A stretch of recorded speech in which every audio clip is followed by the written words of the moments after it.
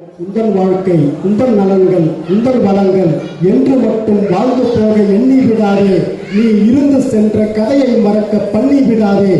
உந்தன் குடும்பம், உந்தன் வாழ்க்கை, உந்தன் நலன்கள், உந்தன் வளங்கள் என்று மட்டும் வாழ்ந்து போக எண்ணி விடாதே.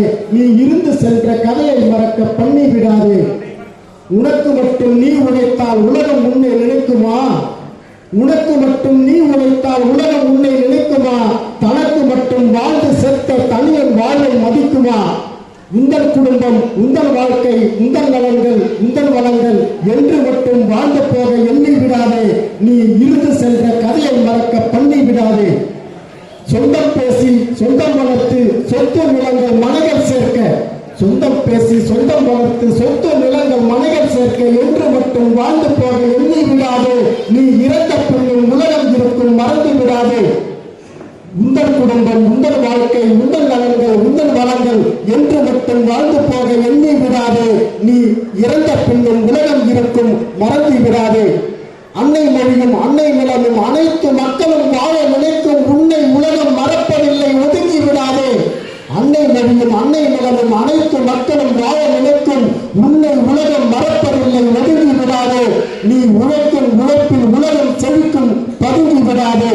உனக்கு மட்டும் நீ உழைத்தால் உலகம் உன்னை நினைக்குமா? தனக்கு மட்டும் வாழ்ந்த செத்த தனியன் வாழ்வை மதிக்குமா என்று பாடிய பாடலர் ஐயா பெருஞ்சித்தனார் அவர்களின் வரிகளை கேட்ப எங்களை எல்லாம் வழிநடத்திக் கொண்டிருக்கும் தோழர் ரங்கநாதன் அவர்களுடைய பணி நிறைவு பாராட்டு விழா இன்று மிகவும் மகிழ்ச்சியான தருணம்.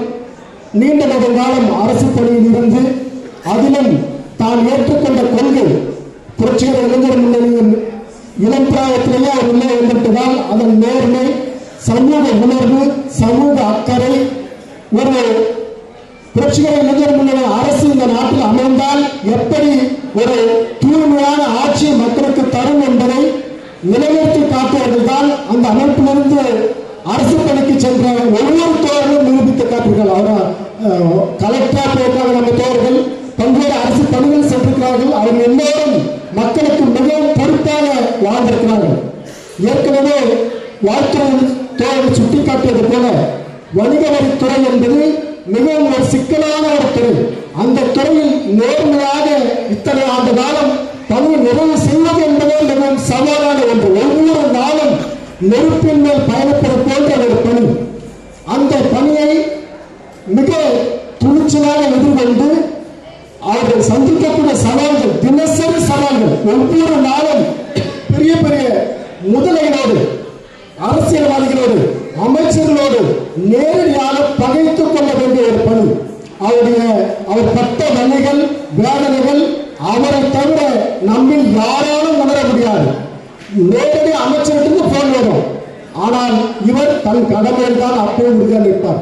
நேரடியாக பல்வேறு மந்திரிகள் இருந்து வரும், பல்வேறு மிகப்பெரிய நம்ம நினைச்ச பார்க்கல அப்படிப்பட்ட தொழிலதிபர்கள் இருந்து போன் வரும், அப்படிப்பட்ட முதலாளிகள் இருந்து போன் வரும்.